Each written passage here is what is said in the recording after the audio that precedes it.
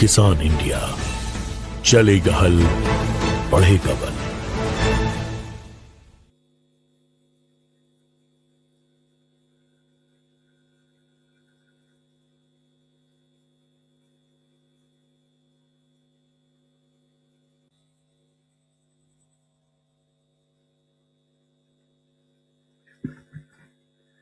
Good afternoon, friends. On behalf of Press Information Bureau, I welcome you all to this press conference on Union Budget 26-27. At the outset, I offer my sincere congratulations to Honorable Finance Minister Srimati Nirmala Sitharaman ji for presenting the Budget 26-27 in Parliament today. I extend a very warm welcome to you, ma'am. I extend a warm welcome to the Honorable Minister of State for Finance, Shri Pankaj Chaudhary ji. I also welcome Secretary, Department of Public Enterprises, Secretary Expenditure, Secretary Deepam, Secretary Financial Services, Secretary Economic Affairs, Revenue Secretary, Chief Economic Advisor.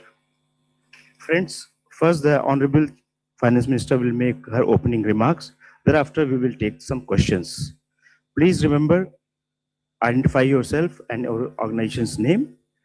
And I would request you to ask one question only so that your friends can be accommodated. Thank you very much. Over to Honorable Finance Minister. Good afternoon.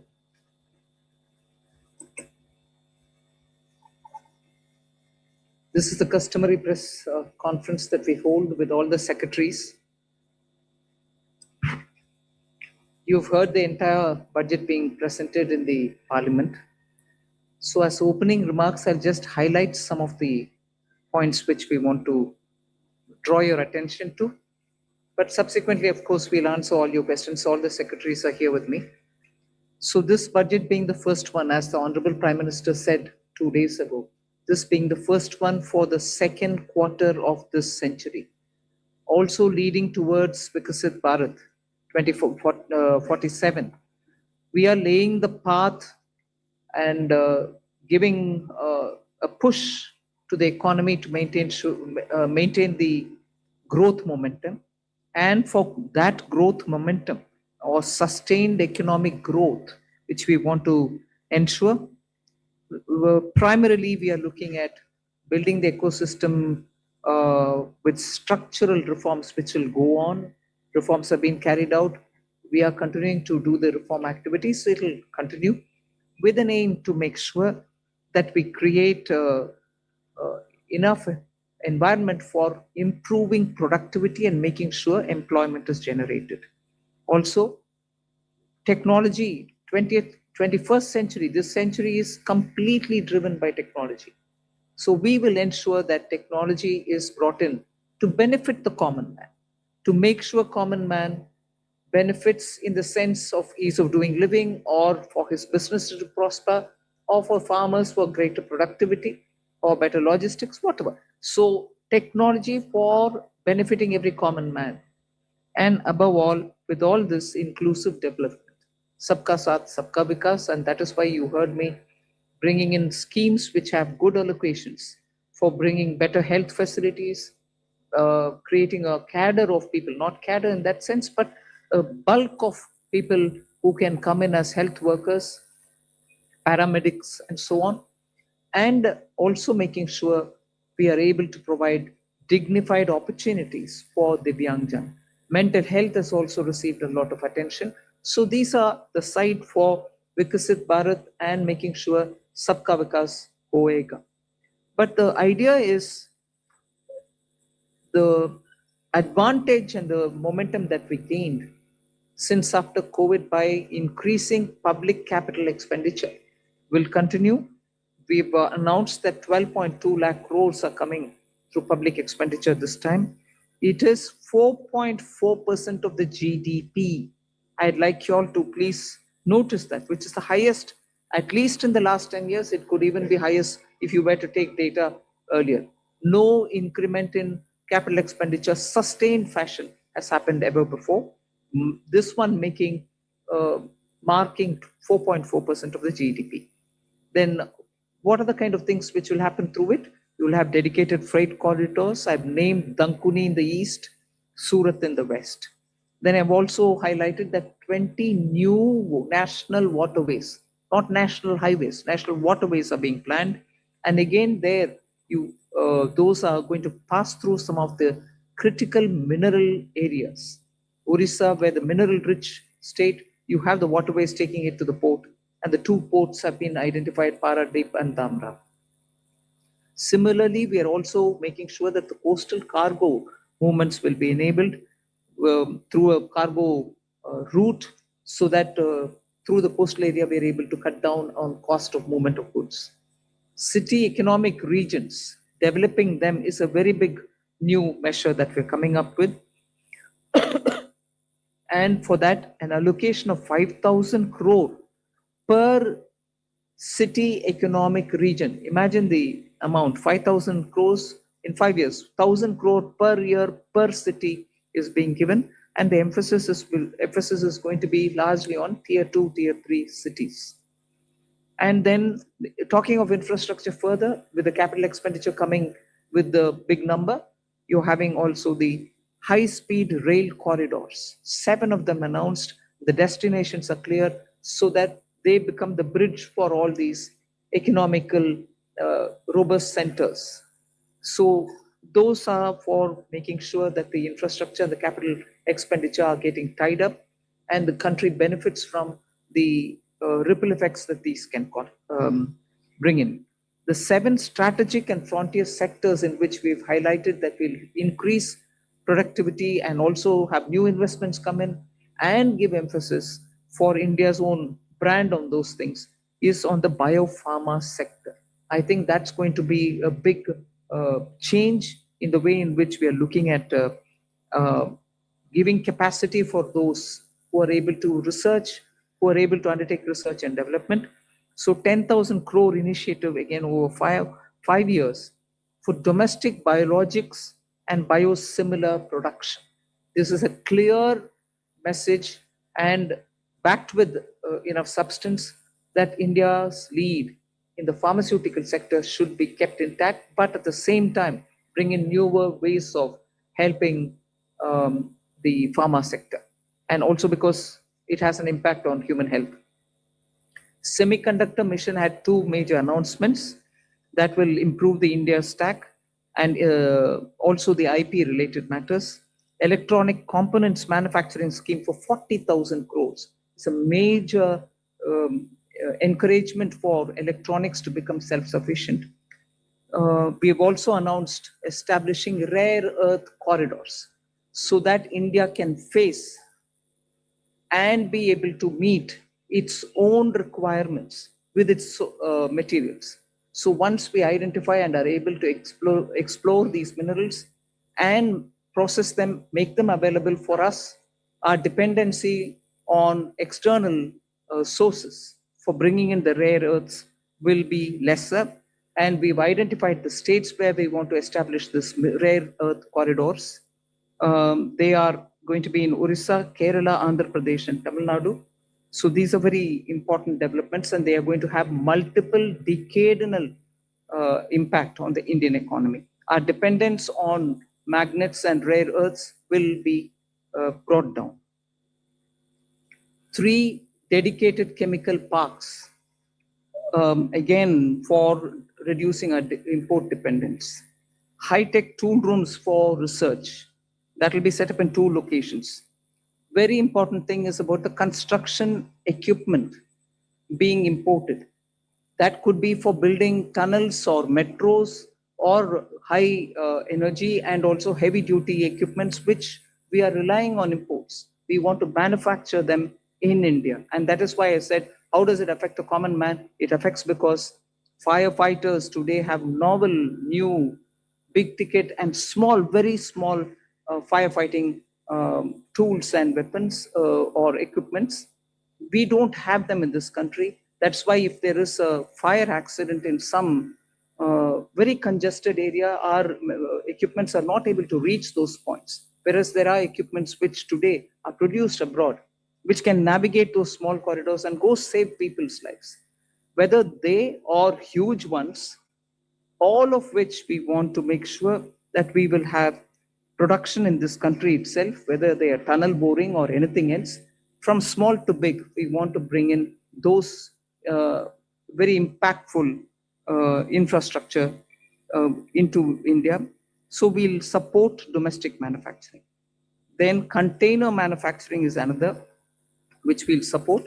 I think I've gone in detail talking about the textile support in various forms.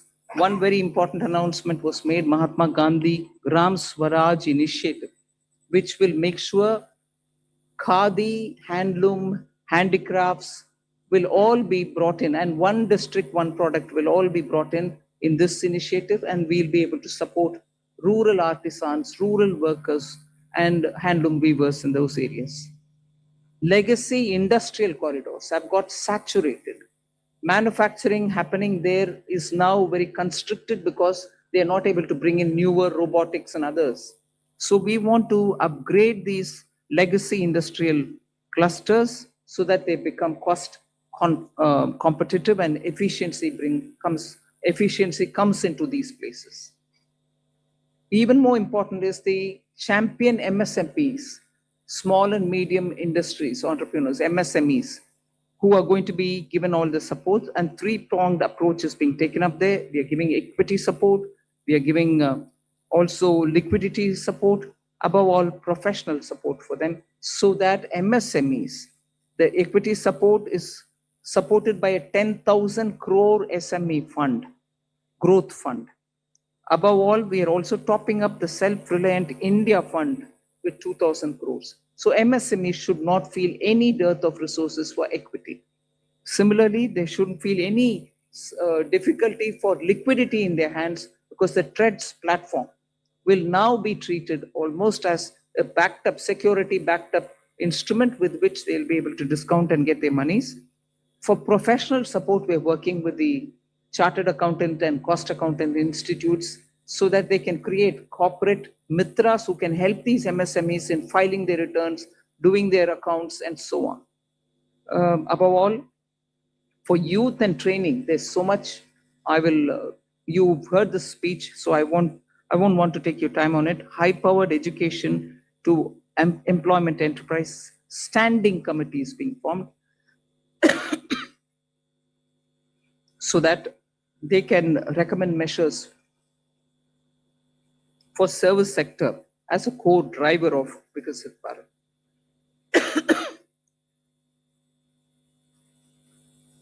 Part B concentrated a lot on tax and related concessions that are being offered. More importantly is the process simplification which has been announced. So elaborate measures have been taken. You will be able to also seek clarification if you want. New export opportunities for fishermen who can go into the economic India's zones, high seas, and also assess and access the global markets. The one very touching, and I really was moved by this proposal, is where we have identified 17 drugs or medicines which are going to be basic custom duty exempt, which are important for cancer patients. Similarly, 7 more rare diseases are added to the import exemption list of the import duties. Baggage clearance and personal items which you bring in when you travel are all being given enhanced duty-free allowance. Besides that, there are quite a few direct tax and indirect tax proposals. Decriminalizing the penalty proceedings and support to the IT sector are some of the high points. As an opening remark, I'll conclude here. I'm sure you'll be able to ask questions and seek clarification. Thank you for coming. Thank you, ma'am. I'll start this question, taking the questions. First question is 17.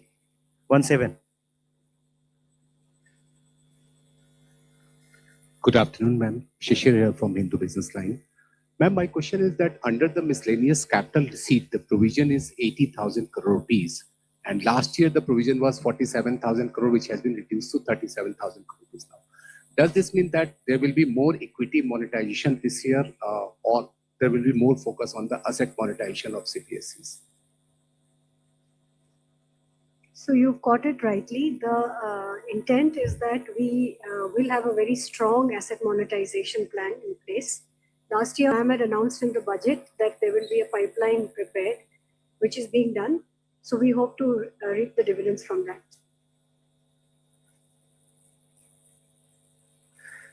238.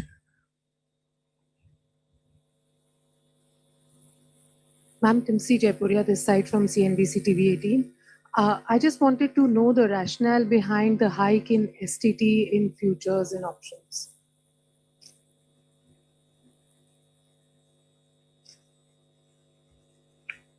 So, first of all, I believe some confusion. In fact, the question that you have asked rightly reflects the announcement itself, that the only change made in STT is in the future and options. All the other STT rates remain the same. The primary objective of raising the tax rates on STT has been that it is felt that when you look at the volume of transactions in futures and options, whether you compare it to the size of GDP or size of the underlying securities market, it is largely in the realm of heavy speculation, which results in losses to small, retail, unsophisticated investors. And the government's intention is to discourage speculative tendencies. And the increase in rate is essentially in that direction. So it is meant to essentially handle the systemic risk in derivative markets. Even after this increase, however, the rates of STT will remain modest compared to the volume of the transactions that is happening there. This is the reason. 54. Ma'am Tarun Sharma from Zee Business. Ma'am आपने पूरा budget जो है वो new emerging sector पे बड़ा focus रखा है। Ma'am मेरा सवाल आपसे दो हैं, यदि आप अलाउ करें। एक, मैम आपने जो एक्साइज ड्यूटी का कैलकुलेशन किया है वो पिछले बजट एस्टिमेट से इस बजट एस्टिमेट में तकरीबन 22% की ग्रोथ देखने को मिली है। दूसरा, मैम जो आपने एमएसएमई के लिए कहा कि जो ट्रांजैक्शंस होंगे उसके लिए आप एक्सचेंज प्लेटफॉर्म का यूज करना होगा, तो क्या मैम ये सीपीएसईज के लिए कंपलसरी होगा जो डिस्काउंट ट्रेडिंग की जो बात है?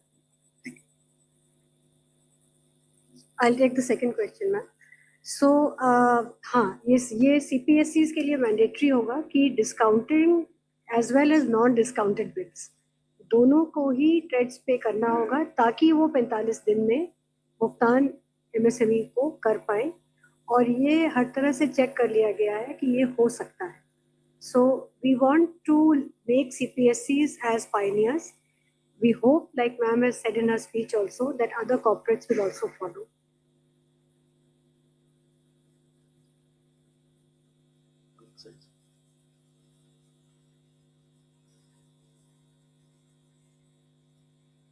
Increased by 22% from last year B to this. Because there is from 1st of February, all the tobacco products have come back into excise, and all those revenues will account for the increase of the next year. 209.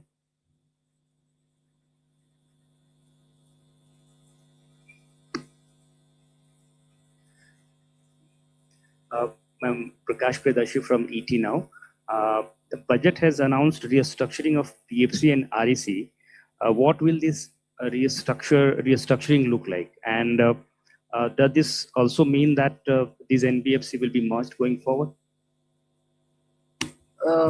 What is the later part of your question? That these NBFCs are not will going be to? merged going forward? Yeah, I've said we are rationalizing it. You'll get to know as we go forward. We want to streamline it, and therefore we'll be taking some steps. We'll let you know the moment we decide how to go. 234. Hello, ma'am. Harsh Kumar from Business Standard. Ma'am, two questions. One is, you said that a high-level committee will be formed on the banking reforms in order to 2047. Are we going further for any kind of merger or something? Since government is continuously saying that we need at least two of the big banks, in at least of the top 20 banks. Are we going towards that? No, first of all, when I say that it's going to be a high-level committee which is going to look into it, the terms of reference will be prepared, and we are looking at committee to go into the entire expanse of the banking sector so that they come up with recommendations which help us to plan for banking for 2047. We need, by the time we become a Vikasit Bharat, 2047 is our goal. We need to understand what are the other steps that we need to take in the banking area, and based on the recommendations, we'll go forward.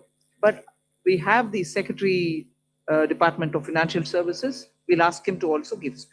Please. I think you have rightly responded. There are large number of aspects relating to the banking requirement.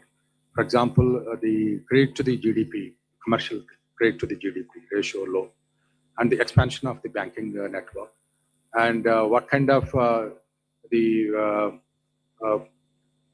procedure currently we have that is impeding both the deposits as well as credit. All those aspects will be looked at by an expert panel committee, and well, we will definitely have TUR, and then also consult the all the stakeholders, and the government will take a view on how to lay strong foundation for 2047 Viksit Bharat. Ma'am, one more question. 229. Left side, yes. Ma'am, Premangshu from Ananda Bazar Patrika. Ma'am, have you consciously avoided announcing any bonanza for the poll-bound states? And secondly, can you elaborate on this East Coast corridor, industrial corridor you announced? See, the industrial corridors are very critical for supply chains. We need a predictable mineral, rare earth, and magnet related products to be made available for India's manufacturing, whether it's lithium ion, whether it's automobile sector, whether it's the new age solar.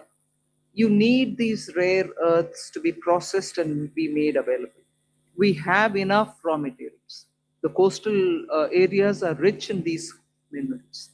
And therefore, states also felt, I must credit that the interaction that I had with the finance ministers pre-budget, many states felt that there are rare earths which they can utilize. We then sat up in the budget group that we have, Revenue Secretary, DFL, Secretary DA, and thrashed out, talking with the states. What are the kind of things that we can do so that their capacities to extract these minerals, process them, make them something which the industry can benefit from. So India can be less dependent on imports of these materials. That is where, having spoken to states, we thought it's very important to recognize the corridor and give a policy for it so that industries can invest, private sector can come in, governments, state and center can come together on it. That is where these corridors were announced. And looking at the success of the defense corridor, I can confidently say these rare earth corridors will make that big a difference to the Indian economy. The first question, I think there's enough to cover all the election states. If I do, you will ask me, why have you done it only for the election states? Now I've done it for election and non-election states as well. You want me to spell out what has been done only for the election states? I'm quite happy to do it. 262, front. At the front, please. Yeah. Front. Good afternoon, ma'am. Sapna Das here from CNBC TV 18. Two quick questions. Just wanted to understand the gross borrowing at over 17 lakh odd crore. Would the government look at it as being on the higher side? Just asking that. And within that also, if you look at your net tax revenue stream, of course, B2RE it's higher, and a lot of concessions have been given away both on direct and indirect taxes. But the trend seems to be a bit flat, around 28 lakh odd crore. So if you could explain to us, how is this entire thing looking? And second, ma'am, in terms of the disinvestment aim, 80 odd thousand crores, would this also include IDBI stake sale sometime in FY27, ma'am? Thank you very much. So you've covered a number of secretaries all at one go. So on the borrowings, no, we don't think it's on the higher side because the net market borrowings are in the range of 11.73, which is been plus around that number for the last couple of years. The larger number is because we have 5.5 lakh crores which have to be repaid this year. So to that extent, we don't think that it's a large number. We have a plan how to manage this. And according to that plan, which also gets released from time to time, the markets would also know as well as all of you. 4. Okay. So on the tax tree, because of some concessions that were given this year, there has been some course correction. But if you look at the next year, the direct tax is growing at 11.4% and continues to be 3.1% of the GDP. The total collection would be 6.9%. The indirect tax excise is growing very healthily because of the base correction, the base which has got added. Customs too is showing a decent policy. So on the tax revenue, I think we are looking up. And even GST, as you would have seen the collection figures today, after rate rationalization, the buoyancy which we had expected, and in this hall we had discussed about it, you can see that coming back on the tax. Hi, ma'am. Meghna Mittal from Money Control. The fiscal deficit target that you have set for next year from 4.4 to 4.3 is being seen as very, very gradual. Is there a specific reason, or is it because of the global uncertainties as one of the major factors for being such a gradual fiscal consolidation?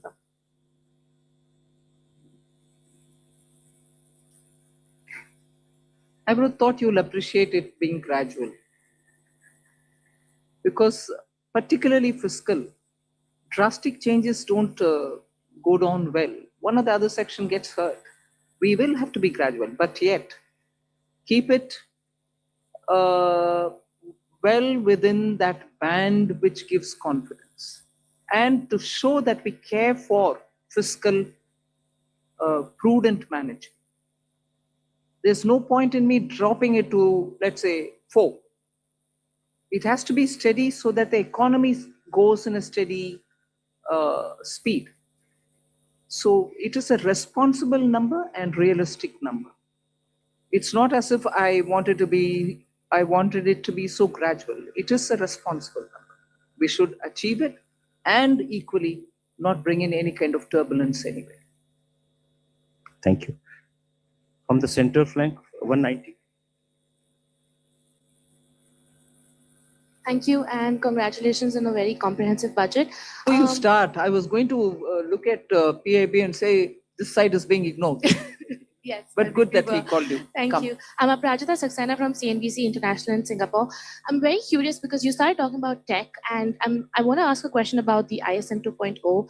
There are those on the outside who say that India sort of lags when it comes to AI innovation, especially innate innovative LLMs.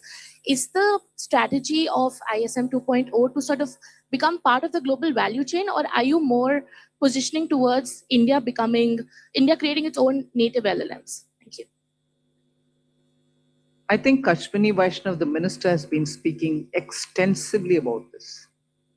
There are several aspects of it. We want to be sure that in the semiconductor domain, we have every expertise for all those 5 major chip or modeling or the infrastructure, design, every aspect of it. So he's talking about creating abilities capacities within the country to be able to have that kind of a infrastructure well laid out within the country. And similarly, if you're looking at the way in which our startups are working, using AI, and very clearly we have also shown a path that it is not just the large language models, but also smaller ones, medium-sized ones, which can serve the requirement of your economy. So AI in India, particularly when you have a huge demographic dividend, will have to give us results to ensure that our people have work and also the opportunities are going to be enticing enough for the youth. It cannot replace human efforts. So we are at the same time redefining for ourselves, if I may use that expression, on how to use AI, what is the capacity that we have to create, the kind of infrastructure that we have to lay in the ground for it, equally, the products which come out of it will have to benefit our people, because our youth are revving to do more and new. For them to do something new and for them to do something more, we have to create benefits out of AI rather than, push along with AI unthinkingly that it doesn't serve our people. So I think these many different factors play in making a decision on semiconductor.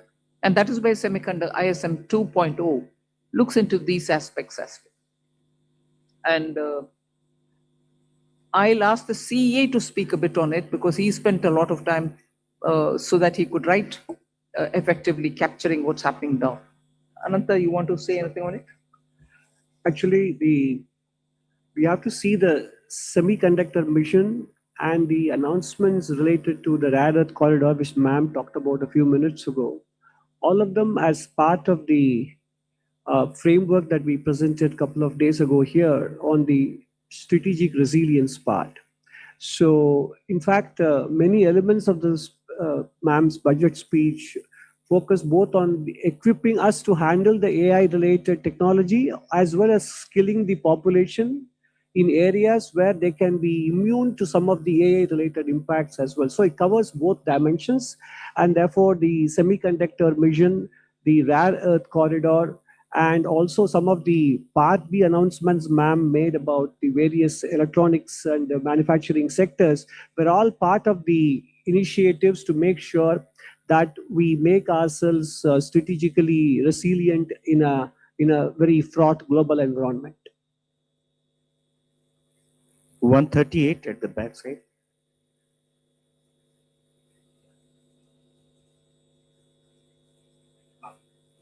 I'm Rishabh with NDTV Profit. Just wanted to ask on the buyback tax, the rationale behind it, because was it essential to do it now? Because in 2025, there were a lot of companies that came out with significant share buybacks. Also because, and also do you foresee some sort of a reduction in buybacks? And secondly, on pollution related schemes, the outlay has been very stagnant, but pollution as a problem remains.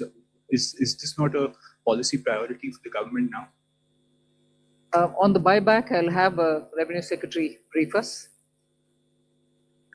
First of all, on the buyback, I'd like to clarify. I hope that the point was clear enough in the speech also, that it is in fact, a relief. It's not a tax, additional tax. It is a relief. Buyback tax system was changed to make it as a dividend income, which is income at the applicable income tax rate at the hand of the shareholder. It has been corrected now, and we have put the tax to be in the hands of shareholder as a capital gains tax, which long term, for example, will be only 12.5%. So there is a correction and a relief which has been given to the shareholders. All that has been done is, the whole objective of doing that change at that time was misuse of a tax arbitrage by promoters. So the change made for promoter is that additional buyback tax on them, which again keeps things status quo for them. So even today, the marginal rate at which they would have been paying the tax as a dividend, which is at their respective income tax rates, we have kept it at 30 and 22. If it is a corporate, 22. If it is an individual, 30. So as far as promoters is concerned, it is status quo. As far as the other shareholders is concerned, it is actually a very big relief. So that is probably what may make the point a little clearer, the announcement itself clearer. 76 at the front side.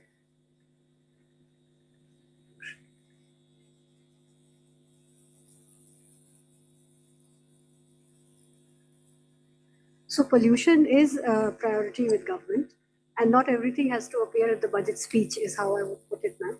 So we are working with many state governments on projects related to air pollution, even water pollution. There is a significant budgetary outlay on sewage control as well as drainage. And as it was noted, you would have seen the Finance Commission recommendations also. A large portion of the Finance Commission grants to the local bodies, urban and rural, is tied to water and sanitation, particularly I would say sanitation. So pollution of all kinds remains a top priority, and there are different ways in which we are trying to tackle it. Hello, ma'am. Ma'am, I am Monica from Business Standard. Ma'am, I have two questions. Ma'am, I have two questions with regard to customs. Ma'am, in your budget speech, you said that honest taxpayers will be able to close their case and they can pay the additional amount in view of penalty. So I want to know whether this is a customs amnesty scheme, and if you can just provide the contours of this scheme. And also, ma'am, economic survey flagged the need for convergence between transfer pricing, which comes under income tax law, and customs valuation. But there was no mention in your budget speech. So is there any such proposal being considered by the government? Both on the direct tax and the indirect tax. This is not an amnesty scheme. This is essentially an offer given to the honest taxpayer who would otherwise, when he gets to know that he has to pay the duty, he will like to pay it. But because our laws require him to also pay a penalty on that, the negative connotation associated with being penalized, which he has to obviously disclose at some point of time, does create a situation for him or an incentive for him to rather dispute the duty, even though he may not want to do it. So the window that we are giving to the taxpayer is that you will, if you are willing to pay your tax or whatever is the duty, instead of penalty, that same amount you can pay in the form of an additional amount. So it will not be either a relief or an amnesty. At the same time, this amount that you pay will not be treated as a amount which you have paid as a penalty, and therefore that negative connotation will go away. You may have seen that there is another announcement of a similar nature on the income tax side, where when it comes to the cases of underreporting today, there is a provision under which you have to pay tax, interest on tax, and a 50% penalty. If you are willing to accept the demand and not go on appeal, you need not pay the penalty of 50%. You can go ahead and pay your tax and interest, and the matter is closed. What we have done is expanded this window and included even misreporting cases, where penalty is otherwise 200%. But there again, we are telling him that you can settle it by paying the tax, the interest on tax, and this 200% get reduced by half. You pay 100% as an additional income. The idea here is that if you are an honest taxpayer, accept the fact that you have to pay the duty. We will not like to brand you by using the word like penalty. That is these two windows are essentially meant to take care of those situations, which is why reference to an honest taxpayer.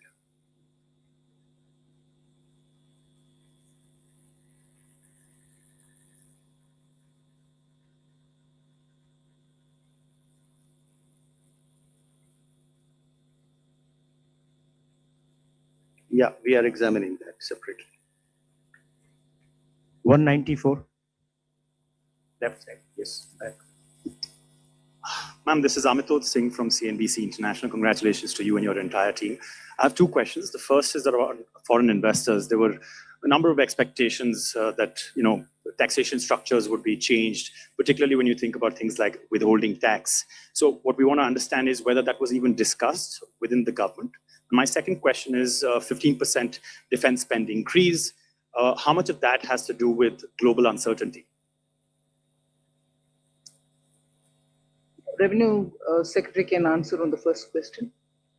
See, global uncertainty is something which definitely occupies all the officials' mind when we are preparing for the budget. But I won't attribute it to be the cause for any one step. Across the board, we kept that in mind. So it's not the cause for any one thing that we've done or one thing which we did not do. That's kept in our mind. Our macroeconomic fundamentals are strong. You heard the CEA speak that despite you having a macro sound economic foundation, you're still sort of facing a world which is uncertain. And therefore, when currency, Indian rupee versus the dollar becomes an issue, you have done everything within the country to make sure your fundamentals are fine. But the uncertainty globally is affecting on many grounds, and we are seized of it for everything that we do, not for one particular thing, but ours. Yeah, I think today we need to look at what has been announced in the budget. So we would rather focus on that, because there would obviously be many of the issues which would be discussed and deliberated. But what has come out for you before in the budget is what is there, and we should probably focus on that. And if you saw that there are many announcements, especially which are addressing the needs for attracting investment in India, bringing more certainty, both for the residents who interact with their related parties, as well as for the non-residents who otherwise do business here. There's a whole host of those announcements. You would appreciate that what, for example, has been done in IT services is a change which is completely, and it's a fully comprehensive change, which practically will take care of just about 30 companies need to now sign APAs. The rest, all 11,000 odd, will be covered under one or the other system of certainty of taxation, either through safe harbor rules or through the APA agreements. So this has been a major change. In specific sectors where we felt that the residents needed certainty, we have provided that, whether it is in the data center, whether it is in manufacturing, electronics, even for the expats, if they are going to stay here, the experts for a longer time. On the data center, I just thought I'll take this opportunity to clarify, because there was some speculation about what has been done. The thought process in this is that a global entity which is providing a kind of cloud-based data services uses data centers all over the world to provide services to the customers. So it is very difficult to connect one-on-one as to which data center has resulted in what type of revenue. So the international entity of this nature would like to set up data services centers in India, which is a net economic plus for us because it adds to that level, scale and level of economic activities. It has strategic purpose too. So the arrangement we have done is, just because that entity will set up data service centers and will use this as one of the many to provide services globally, should not become a cause of uncertainty for it that its global income will get taxed here. So that is the certainty which we are giving to it. Quite naturally, the data service center, which is located in India, will be taxed depending on the way it is positioned. And that entity will be selling its services to customers in India through a reseller entity, which again gets taxed. What we are excluding from taxation is this global entity, which is essentially doing cloud-based services, using data services centers across. And we do not want it to be deterred from enhancing its business footprint in India to provide such global services. I'll just come in to add to that point on foreign investors, to point out one or two points on the Part A side also, which are important. One is that this was this ask from AIFs for a very long time, that most AIFs in our country are formed as trusts. Their request had been for a pretty long time to consider if the LLP Act can be modified and amended to align it with the functional requirements of AIFs. That has been announced today, which is a very big sort of move forward, as it will allow them to, the amendments are going to be of such a nature that by becoming LLPs, first of all, the liability will get limited. And then there are going to be amendments which will also allow for document filing, rationalize for entry and exit of partners, and similar such things to make it easy for the AIF partners. So that's one of the announcements today. The other was the announcement on the PROIs and the relaxations given therein of how much they can invest in a company individually and together. So those limits have been significantly enhanced, and all of it has been rationalized in line with OCIs and NRIs. Other than that, the FEM NDI rules, we intend to review it for two things. One is, again, we are continuously in touch with investors. There are asks over there. So instead of doing it one by one, this shows the intent of the government to actually reach out and address the world which is interested in investing in India and make it easy for them to do so. 214. Ma'am मैं आलोक प्रियदर्शी हूँ CNBC आवाज से। Ma'am मेरा सवाल यही है कि जो सवाल STT से रिलेटेड है, सिक्योरिटी ट्रांजैक्शन टैक्स से, मैम यहाँ पे मैम जो पॉलिसी है फ्यूचर एंड ऑप्शन को लेकर सरकार की क्या पॉलिसी है, थोड़ा सा स्पष्ट करें। और दूसरा कि जो STT बढ़ाया गया है, बहुत ही जैसे रेवेन्यू सर ने कहा कि बहुत मामूली बढ़ोतरी की गई है, तो क्या इससे जो सरकार की पॉलिसी के रिटेल इन्वेस्टर्स को ऐसे जो बहुत हाई रिस्क की इंस्ट्रूमेंट है उनमें निवेश से एक तरह से कॉशन करने की पॉलिसी है, तो क्या इससे ये मकसद हासिल होता है क्या? I'll ask the Revenue Secretary to go into the details, but आपका विषय जो मकसद के ऊपर बात कर रहे हैं ना, मैं पिछले बजट के समय में भी इसका एक्सप्लेन भी की।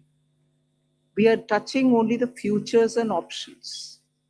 STT otherwise बाकी सब का ट्रांजैक्शन के ऊपर कोई नहीं किया, मगर जहां स्पेकुलेशन, हिंदी में सट्टा बोलते हैं, स्पेकुलेशन ज्यादा और समटाइम्स हाईली रिस्की, क्योंकि हमें मैसेज आता है लोगों से कि इधर बहुत लॉस भी फेस कर रहे हैं लोग जिनके हाथ में इतना एक्स्ट्रा पैसा भी नहीं है जिससे वो स्पेकुलेट कर सकते.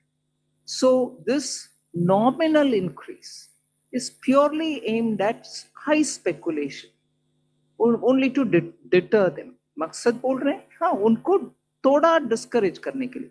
हम इसके खिलाफ नहीं है, जरूर एक्टिविटी जो होता है उसका रेस्पेक्ट करते हैं, मगर इतने लॉस और इतने छोटे छोटे लोग का लॉस को सरकार देखकर कैसे आप चुप रह सकते हो. डिटर करो थोड़ा उसको पीछे हटने के लिए, बस उतना ही. So the tax is only one element of the kind of supplementing or supporting that policy, which is what I explained before. In as far as the rest of what and how this market has to be regulated is probably for the market regulator to respond better on that aspect. 67 from the center. I'm Pallavi from CNN News 18. Little political question because the reactions are coming in from the opposition parties. Rahul Gandhi specifically says that the budget has failed to go in for a course correction and that it not address the real concerns of the country. With due respects, I don't know what course correction he is referring to. Economy and its fundamentals are strong. Global uncertainty is facing many of our sectors for whom we have brought in so many different schemes for those small and medium enterprises, for textiles, for leather, for shoe uppers, for people who are working in the rural areas, schemes for benefiting them, for even the farmer and value addition, for women entrepreneurs who are chote groups, self-help entrepreneurs, the she marts that we've come up with. These are ways in which we are reaching out to the common small people to make sure that they don't have to face, big changes in their life because of any volatility coming from outside. They could be contributing to exporting small things, but different uncertainties can affect them equally. Many of them have been shown as successful because you see when you go there, Lakpati Didis is a fantastic difference made to women in the rural areas. Now we're bringing them together to sell their wares. Are these not measures through which we are reaching out for the poor, the small, those in a difficult terrain or in rural areas?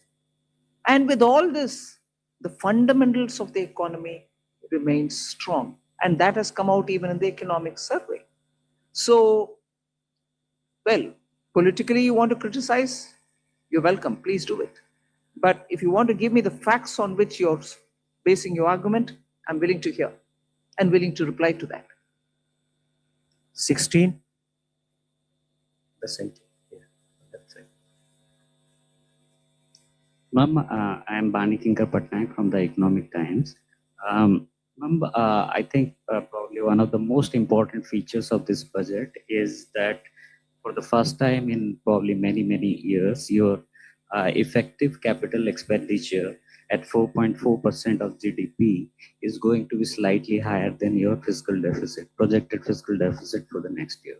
So it means, I mean, in other words, you will be using more than your entire borrowed resources. You will be deploying that in productive spending. So I wanted to ask you that, whether it is going to be the new normal in the coming years. And ma'am, one clarification I needed.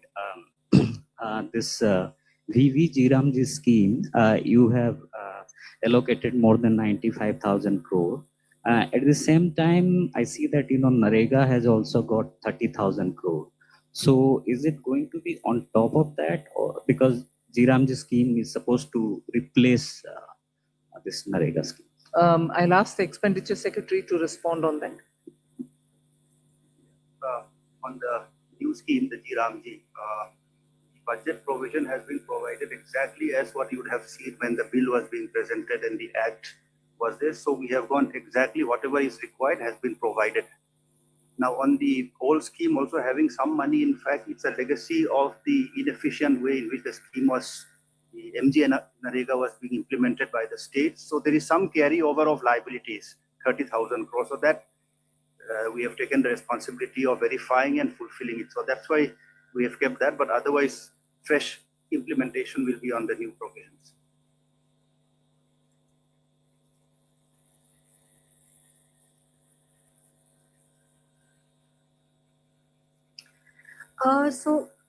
I would say that the fact that we have an annual budget means that we review everything annually. So I will leave it at that. We have done our fiscal math, and I think we come with a certain credibility on the fisc that we are confident of meeting, and while adhering to our commitment to higher capex. And fiscal deficit financing, as we have always done, is through a mix of market borrowings as well as NSSF. So that will continue. So there's not many major changes like that. Thank you. 37 at the back, yeah. Hi, ma'am. This is Shrimi Chaudhary from NDTV Profit.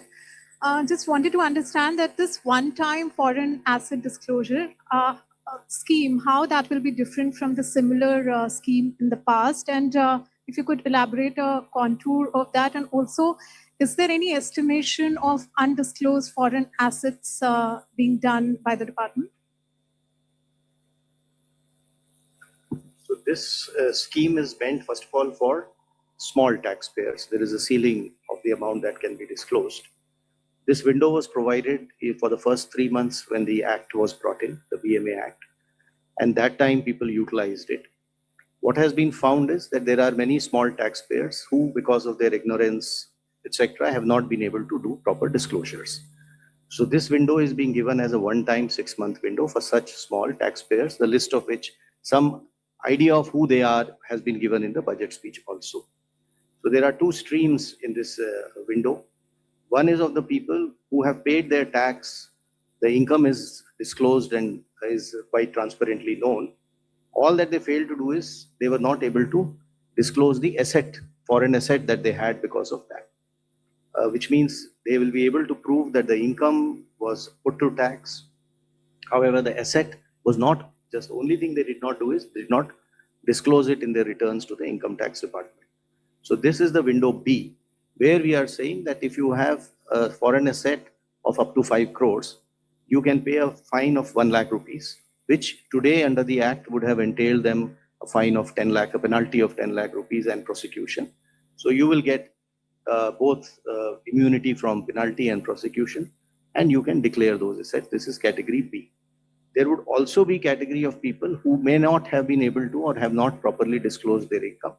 This is the category A, for which this limit is 1 crore rupees. So 1 crore rupees of foreign asset or income, if they have not disclosed, then they can disclose it during this window.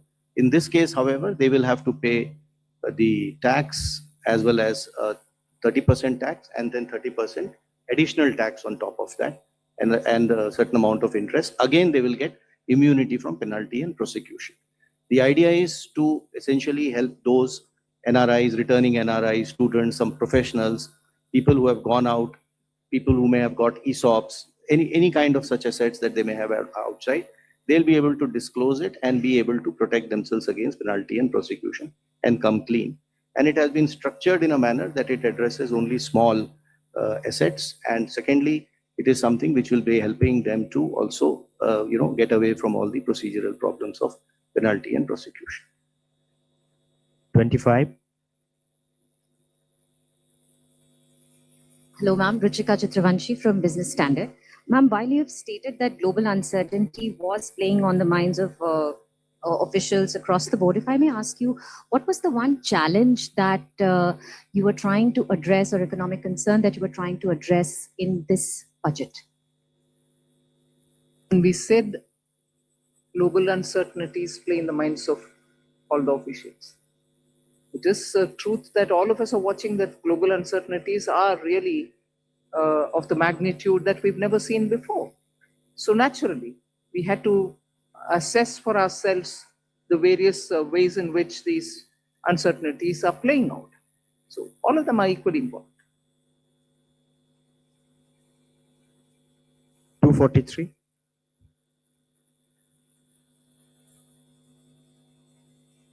Good afternoon, ma'am. Kriti Ambe from Informist Media.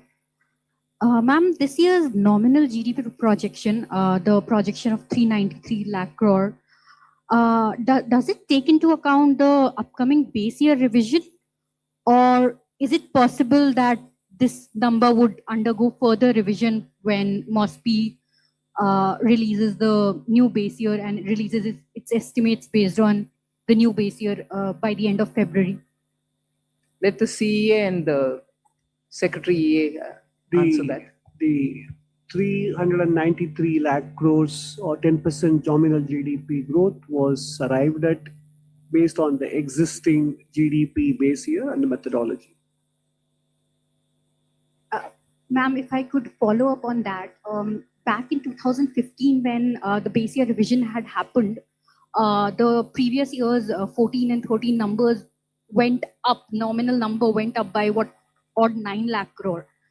So if FY26 number goes up by that sort of magnitude, or even if not from 357, it goes to 360, your fiscal deficit estimate would come down even further. So do you think there is possibility? You began your question with the if, right? No answers from my side for ifs. Sure, thank you, ma'am. 45. I think what sent. Hello, ma'am. This is Pushpita Dey from the New Indian Express. So a lot of custom duty reductions have been introduced. So how do you see the impact on the revenue, and also particularly for the consumer goods like 50% duty reduction? Will there be any measures to ensure there is no dumping after the reduction happen? And also, not particularly related to the budget, after the recent Tiger Global Tax Supreme Court verdict, do you see there will be any impact on the foreign investment for India? Thank you. Customs duty, the reductions, etc., which have been given have a logic for that sector. The need for those items to be brought into India, and customs duty not to add cost to it. So there is an economic logic of why it has been done. And if you have seen, most of them are meant to essentially enhance either manufacturing or value addition within India, or help the cause of exporters who are using those imported items to export items from out of India.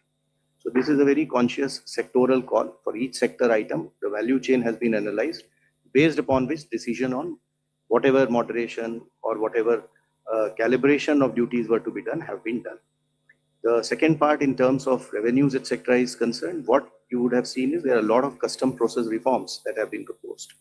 And the idea is essentially to enhance the volume of international trade, which should fetch us more revenues rather than playing on the rate itself. So we do hope that these process reforms will encourage more people to kind of, export in the process, probably the part of global value chain, more imports, and duty or revenues will be a result of that buoyancy. I just want to add one additional point to what my colleague Revenue Secretary said.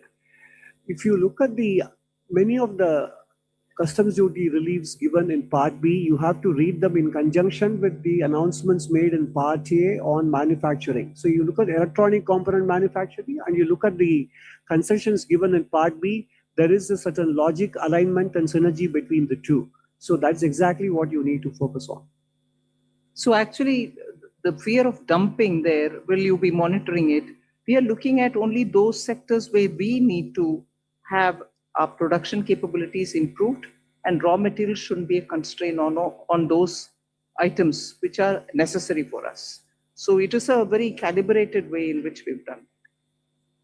39. Thank you, sir.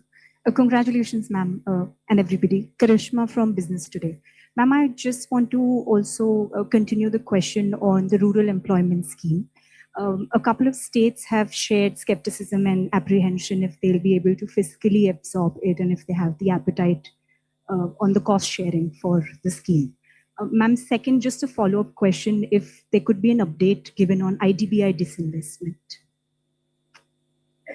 I think the Agriculture Minister has spent a lot of time interacting with states to tell them what actually is Vikasit Bharat Gram, the G Ramji program is about.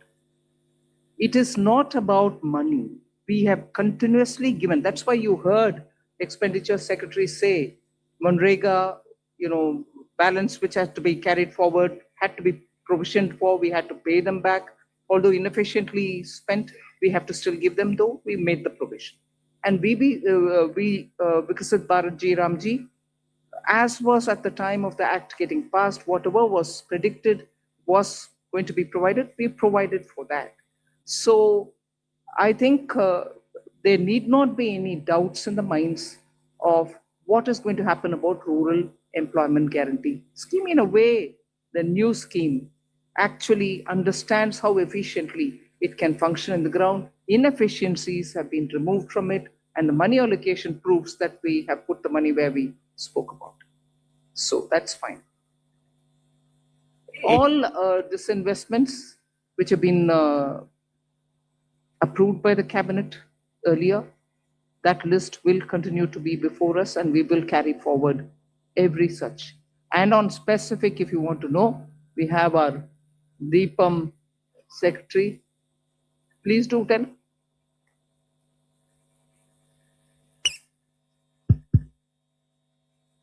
I think one thing we must keep in mind is that we follow a composite strategy, and disinvestment and closure have to be seen together as part of that composite strategy, which enhance or increase the participation and efficiency of the private sector. As part of that strategy, as Honorable FM said, whatever in principle approvals we have obtained for both disinvestment and closure, say about 50 of them, half of them have already been completed, which means about 12 closures and 13 strategic disinvestment transactions. The other ones are on track. That is why we keep aspirational targets, because we are fully on track and fully committed to completing each one of them and taking to a logical conclusion. Thank you. Yes. 81, backside.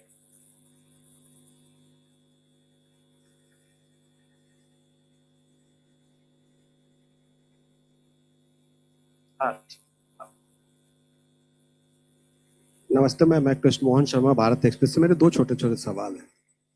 एक तो मुझे याद है कि दीपावली के दिन मैंने पूछा था कि फार्मास्यूटिकल सेक्टर में क्या करेंगे, तो आज आपने पिटारा खोल दिया उसके। I am very happy. दूसरा सवाल मैम ये है मैम कि यूनिवर्सिटी टाउनशिप बनाने की आपने 5 बात की, क्योंकि डेवलप्ड इंडिया के लिए बहुत जरूरी है। लेकिन प्राइमरी एजुकेशन और सेकेंडरी एजुकेशन, जो कि हमारे बैकबोन है ग्रोथ का भारत के लिए, उसके लिए इसमें क्या है? और दूसरा, अभी मैं एक शो करके आया हूं, उसमें लोग पूछ रहे थे कि मिडिल क्लास के लिए बजट में क्या है, बजट में क्या है?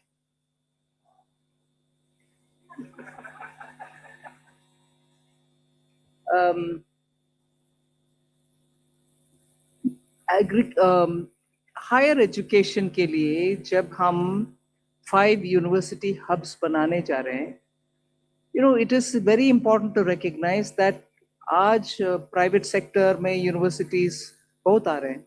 स्टेट्स का मन लग रहा है कि और हायर एजुकेशन सेंटर्स जरूर होना चाहिए।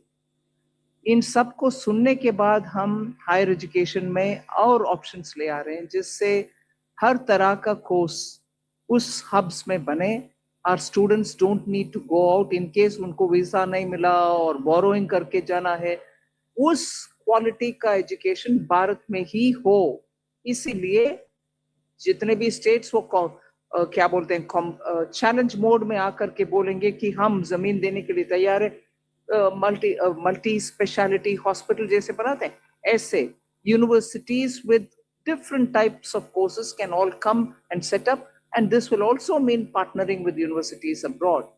So higher education में जो flexibility के साथ function करना है, और हमारे स्टूडेंट्स जो बाहर जा रहे हैं उनको उसी क्वालिटी के एजुकेशन इधर देने का, ये नहीं कह रही हूं मैं कि हमारे यूनिवर्सिटीज में क्वालिटी नहीं है, मगर एस्पिरेशनल लोग को कुछ और सर्टिफिकेट जब चाहते हैं, वो सर्टिफिकेट क्यों ना भारत में ही ना मिलना, why don't we provide for it? And इसीलिए वो स्कीम ले आए। So it does not immediately mean that we are not going to be spending on primary and secondary.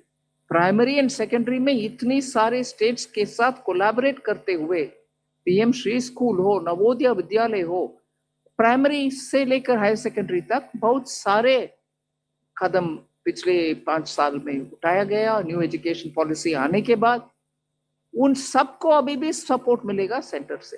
हम कम नहीं कर रहे हैं बजट को। 22. The friend. Hello, ma'am. Good afternoon. This is Surbhi from Business Today. Ma'am, firstly, I wanted to understand the impact of your tax proposals, both on the direct and indirect tax side, and as well as the net implication. Ma'am, secondly, a very basic question in terms of your new fiscal anchor on central government debt reduction. What are the measures that will be followed on that? Thank you. So on the new fiscal anchor, we, like it has been announced, the glide path will be continued, and fiscal deficit, in other words, shall be the operational target to attain the debt to GDP. So it's not that we are going away from the fiscal deficit. It's not going to be the monitorable target. The target will be the debt to GDP that we are going to be monitoring. But both do work in tandem, and that is understandable. That's the way we are anchoring this.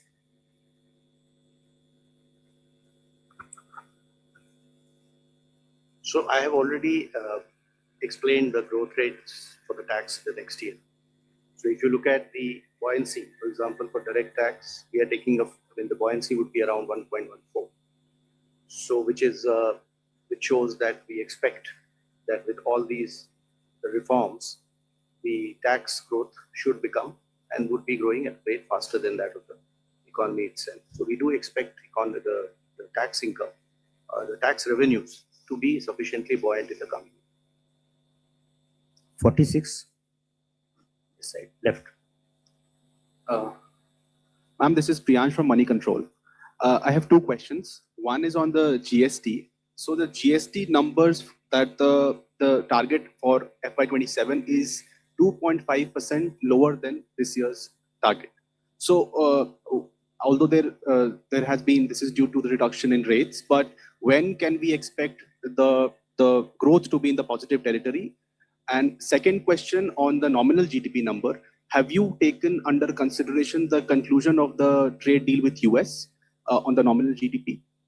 And if it is concluded, can it be higher?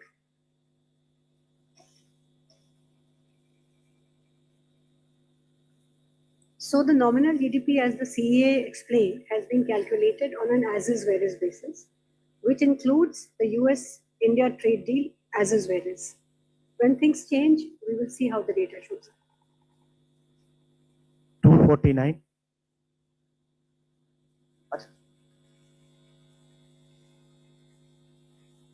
GST revenues, what is the question? Can you repeat it? No. You will have to account the fact that compensation cess is not going to be there the next year. So you'll have to exclude that, which is why you would see our monthly figures are showing other than compensation cess. That is the right number to look at. Hello, ma'am. This is Priyoshmita from Informis Media. Ma'am, since you mentioned that gross borrowing for FY27 is not particularly high, can we expect more buybacks this year as well to bring down subsequent repayments? And secondly, are you looking to switch bonds with the RBI as well to manage your repayments? You did this this year in May after a gap of 2 years. Thank you. So the reason we do buybacks and switching is basically to reduce our repayment burden and to mitigate the bunching up effect, and also to manage the costs. So we did a significant switching of high coupon securities this year. Next year, this 5.5 lakh crore which needs to be repaid, as they keep coming up, we will be taking decisions closer to those, while work is continuously going on this in one division of DEA. 24. Mike. Yes, ma'am, this is Rajesh Singh from ANI. My question, could you clarify some measures in the budget to boost savings? Because there was some demand by bankers for FDs to be linked with like equity benefit. or NPS scheme were demanding some kind of tax benefit, because we need greater savings for greater growth. We need greater savings for greater role, all right, and the banks know how to do it. 9. Please. Hi, this is Adija from Money Control. I had two questions. One was on the fact that the economic survey had also raised some concerns about states' fiscal health and their borrowing, putting pressure on the sovereign borrowing rates also. I just wanted to understand, has the center thought about how do we want to tackle this with the states? Because we are targeting a debt to GDP ratio, but we know overall debt to GDP ratio is the anchor that most global agencies look at and ideally needs to be looked at. Second, my question was on the FEMA rule changes. I just wanted to understand with the interaction with the investors or, the stakeholders globally, what are the kind of demands or what are the kind of requests that are coming in, especially amid the status when it comes to foreign investor outflows. So what are we looking at if we've thought about anything yet? We're talking with states about their borrowing can only be done as a nudge conversation. Beyond that, the center cannot do. Equally, if you look at it, the center is also under Article 293(3), duty bound to make sure that the borrowings of the states are also monitored in a way. We can't curb them, but beyond their FRBM, we can sit with them and have a conversation. But that's about where it is. And I think largely states understand their duty under the FRBM Act. So I leave it there, you understand. But on this question, the next question, the NDA. So on the NDI rules, there is a whole bunch of suggestions that we've got, but it's not like a review has started and a serious public consultation in a structured way started. So there have been, I don't remember from the top of my head, but some things on the definition of FDI itself, some investors have raised. And there are other such things, but when we like ma'am has announced today that a review will be taken place. So when we start the process formally, there will be formal interaction with investors and we'll take it forward. 237, third row. Yeah. इसके बाद 2 लोग बचे हैं. Last 2 questions after this. I'm Nico Jori from Reuters. Ma'am, I have 2 questions. One on your announcement on exempting foreign companies that provide capital assets or equipments to contract manufacturers. They have been given a 5-year exemption. So will that help the likes of Apple and Samsung that have been ramping up production in India but face some tax uncertainty? And second, on the tax holiday for data centers, would that be extended to existing companies that have existing foreign companies that have data centers? And lastly, there was a suggestion in the economic survey. I want to ask you whether the government would look at implementing it on diluting government stake in listed public sector companies. It suggested that you amend the definition of a government company through Companies Act and then lower your stake. So will that be given a serious thought? Thank you.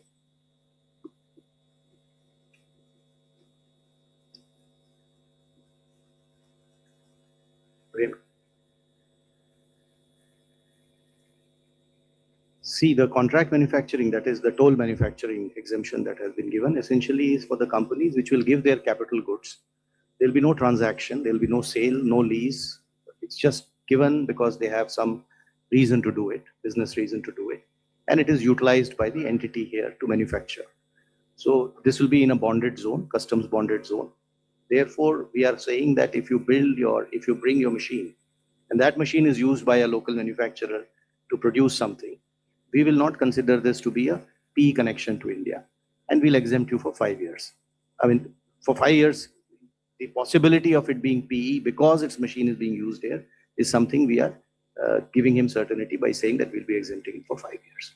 So there'll be, for example, if a big company sends its proprietary manufacturing, testing, or some tools and machines here, and because of which its global income gets into the risk of being taxed, is what we are giving certainty on by saying that for 5 years we'll be exempting it. The second part of your question, if you read the economic survey carefully, it talked about 2 alternatives One is that we change the definition of a government company and bring it down from 51 downwards.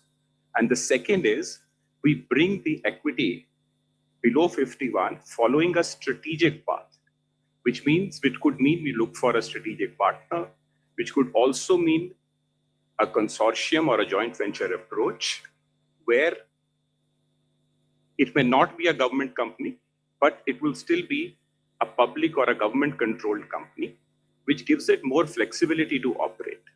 And as you know, economic survey is an ideation document. Once we consider that in the policy framework, we also have the Atmanirbhar Policy 21, which is doing very well. We will weave it all together. It is policy in evolution. And we will consider all these aspects before taking a step forward. Thank you. 11. Ma'am, this is Anup Roy from Bloomberg. So your nominal GDP assumption is pretty conservative even this year. Given that CA has given a growth rate of 7.2%, so are we assuming inflation at 2.8% for the year? And does that show that inflation is structurally down in India? Inflation is down in India and it is remaining there for some time. And inflation is just not the only one which is a deflator, but however, largely you depend on that. And I think therefore the assumption of the nominal GDP is realistic. So we cannot, for the reasons well known that you want a nominal GDP to be a higher number, cannot bring in factors which are beyond the usual calculation.